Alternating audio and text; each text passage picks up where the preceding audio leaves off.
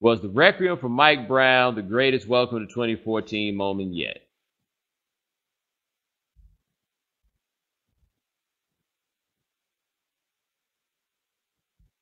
So, if you haven't seen this, you got to check it out.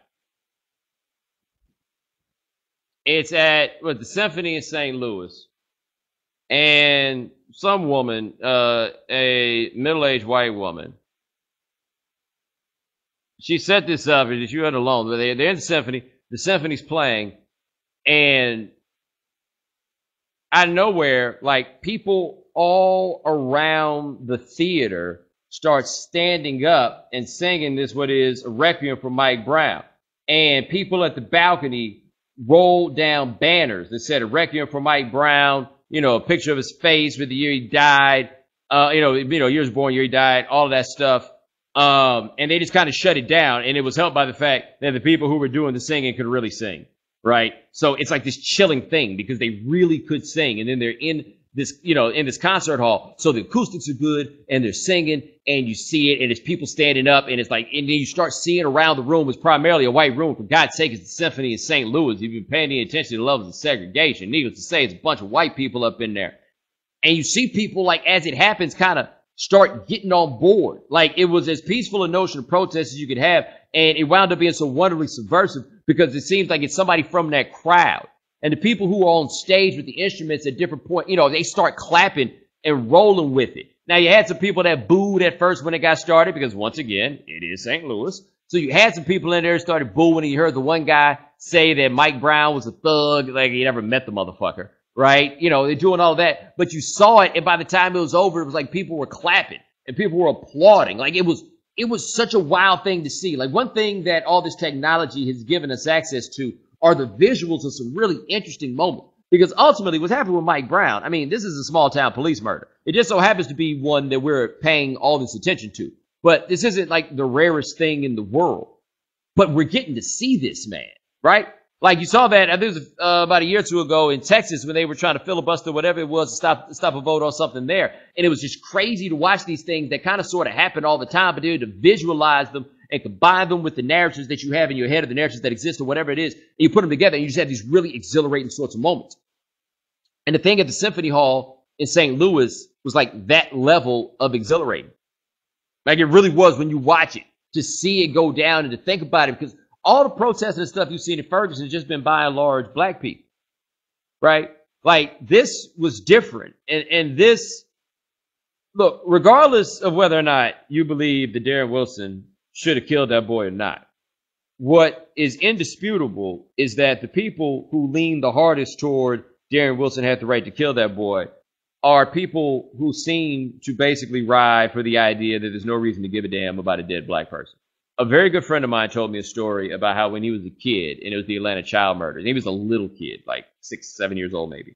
And the Atlanta child murders were going on. Atlanta child murders were a big national story. And he said, because he was a weird kid, he was really fascinated by the story. And he said he was reading about it one day, and he said his granddad was there. And he was, something about his granddad said, "You don't care about that, do you?" And he says, "No, I don't." And he says, "And why don't you care about it?" And he said he knew at 6 or 7 years old what the answer was. And he said, "Because they're black kids."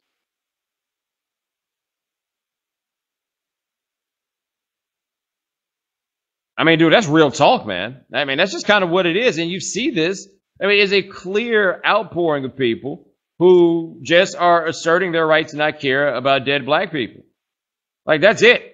Right? Because, I mean, all anybody's really talked about is arrest a dude that shot somebody and left them there, and witnesses say this is how it went. Like, that's it. That's all people are saying. That's not a real overreaction. And so it becomes very disheartening to think that the majority of the population and those who ultimately have what pretty much amounts to all the power are under the belief that your life doesn't matter. Like, the people who could potentially make some change and create a general societal feeling that black lives do matter are the people that'll be in that symphony hall. So even if somebody got booed doing that in that symphony hall, the fact that somebody would stand up and do it and some people would jump on board is a big deal. And it's encouraging for people like me to see and recognize that I'll be damned. Maybe, just maybe, you could get enough people to realize that us dying matters too. And I always feel the need to note that, and I'm not the one to be like, well, we got to blame black people for something if we're going to talk bad about white people too, right? But nobody values the lives of black people. Black people haven't demonstrated lack of value for the lives of black people. I mean, you see it. It's there. It's there. I mean, you can't deny it. But that's America, man. I don't know why people, like this whole idea, like I don't know, like basically that you got to expect black people to have this feeling of respect for black people's lives first, and then white people will be inclined to come around. Well, I mean, there was plenty of time when black people had respect for black people's lives, and white people never gave a damn about it then. So I don't know why you think it's going to change now because of that, right? If you really think there's going to be a cause and effect on it, it would be a white people carrying them black people too. Because this is, again, America. Now, somebody in the chat room is making that stupid-ass black on black crime argument. Now, you can make an argument that conveyed within black on black crime is a lack of respect for black life, yes, but this isn't a finger wagging on black crime. Black on black crime is, I mean, it's a product of proximity more than anything else. What those figures are, white on white crime overwhelms black on white crime like infinitely. I mean, not infinitely, but you know what I mean. That's just kind of how it goes. But there's a general societal lack of respect for the lives of black people. That's it. And as with most things, if white people do something different, everybody else is going to follow.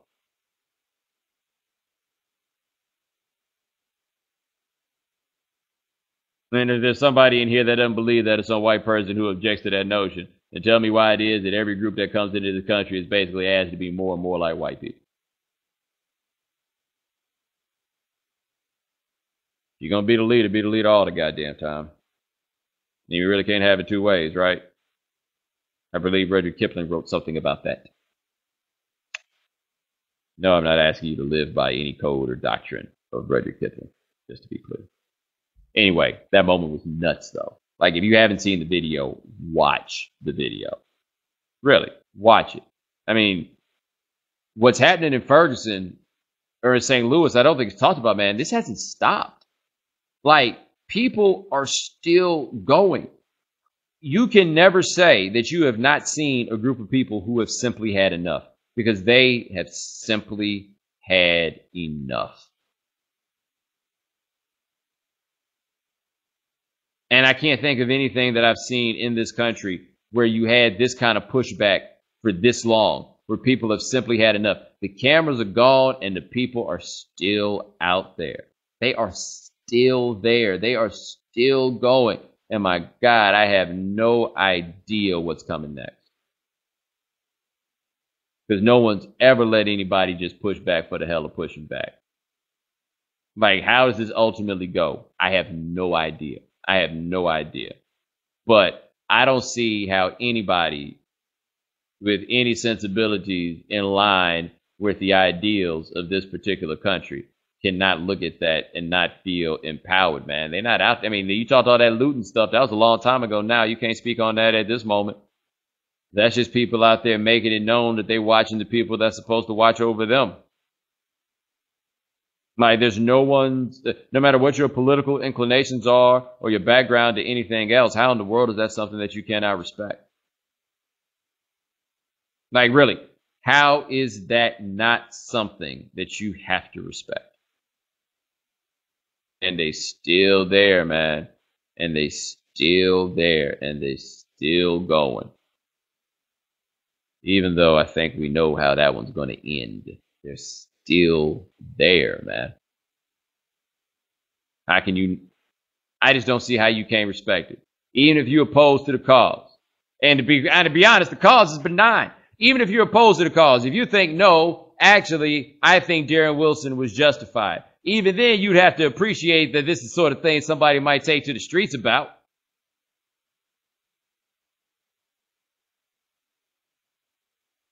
By the way, they still spending all that money protecting Darren Wilson. Ain't nobody looking for Darren Wilson. Ain't nobody looking for him. I ain't gonna lie. I wouldn't be surprised if Darren Wilson had been back at his house. Because ain't nobody looking for Darren Wilson. He back at the crib chilling. Wouldn't shock me in the least. He could be existing. Don't nobody thinking about Darren Wilson.